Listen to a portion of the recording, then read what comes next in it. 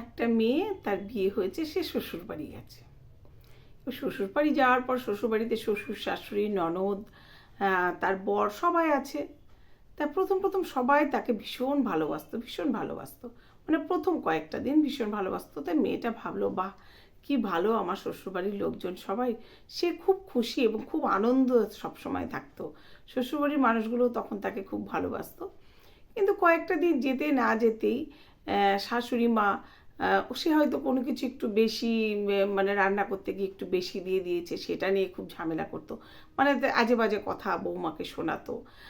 বা কখনো বা মেয়েটা হয়তো কোথাও বেড়াতে যেতে চেয়েছে, সেটা নিয়ে কয়েকটা কথা শুনিয়ে দিত। তুমি কি বাপের বাড়িতে শুধু বেড়াতেই, নাকি বেড়াতে তো খরচা লাগে, সবসময় বেড়াবো বেড়াবো বলো কেন, এরকম বিভিন্নভাবে মেয়েটাকে, মানে বৌমাকে তারা বলতো। তা তার ননদও ছিল, ননদও কিন্তু যে তার বয়সেই ননদ ছিল, তার বরের যেহেতু ছোট ছিল, তার বয়সেই ননদ ছিল।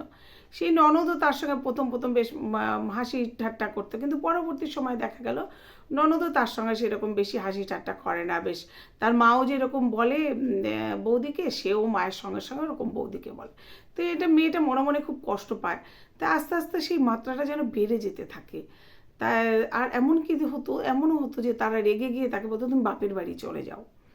তো ওই রকমভাবে মেয়েটাকে বাপের বাড়িও পাঠিয়ে দিত। কিন্তু বাপের বাড়ি এসে যখন বলতো, বাবা মা বলতো মেয়েটার যে, মা, যেখানে ওরা ওখানে যা খুশি তাই বলুক, তুমি চুপ করে থাকো। তুমি দেখবে তুমি যদি বোবা হয়ে থাকো তাহলে ওরা বেশি দিন কিছু আর বলবে না। একটা কথা মনে রাখবে, বোবার কিন্তু কোনো শত্রু নেই। আর তুমি ওদেরকে ভালোবাসো, ওরা তোমাকে যত বাজে কথা বলবে তুমি ততটাই ভালোবাসো। ভালোবাসতে বাসতে একদিন দেখবে ওরা ঠিক তোমাকে আপন করে নিয়েছে। তো বারবার এরকম, এর বেশ কয়েকবার সে বাপের বাড়ি এরকম রাগ করে চলেও যায়, আবার বাবা এসে দিয়ে যায়। তো এরকম করতে করতে বহুদিন কেটে গেছে, কিন্তু মেয়েটার মানে শুনতে শুনতে দুটো কান ঝালাপালা হয়ে গেছে। সব সময় শাশুড়ি মার ওই কথাগুলো যেন বাড়তে থাকে। তারপরে এইভাবে চলতে চলতে কিন্তু মেয়েটা সত্যি তার বাবা মা যা বলে দিয়েছে ভালোবাসতে হবে।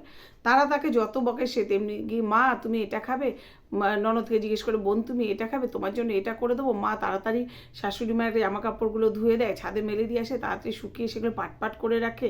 শাশুড়ি মায়ের চুল আশ্রে দিতে যেতে চায়, কিন্তু শাশুড়ি মা যেহেতু তাকে পছন্দ করে সেটা করতে দেয় না।